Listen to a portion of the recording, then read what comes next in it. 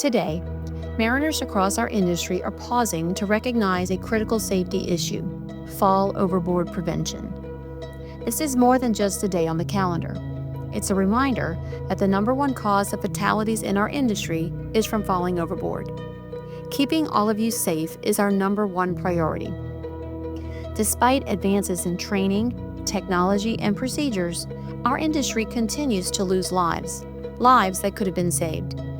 Since 2020, Blessey Marine has had a total of 6 fall overboard incidents, and luckily, each of our crew members were recovered safely from the water, either on their own accord or with the assistance of their crew. But the data is clear. The deckhand and the tankerman are at the greatest risk of falling overboard.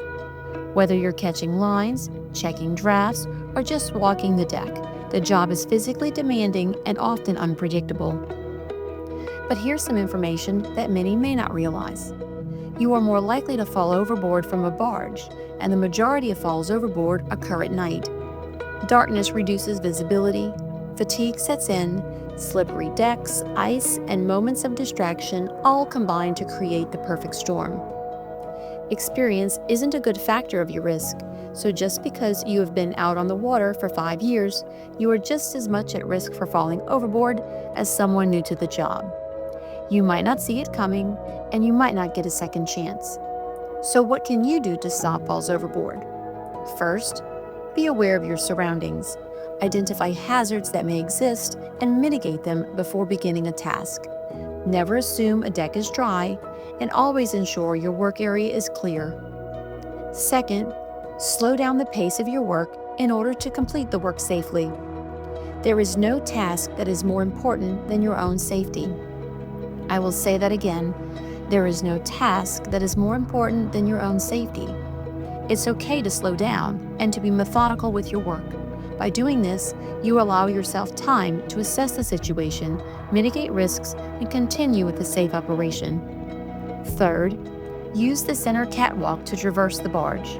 When equipped, using the center catwalk to go from one end of the barge to the other is the safest route. During times when walking along the side of the barge is required, be sure to hold on to the handrail wire as an added precaution.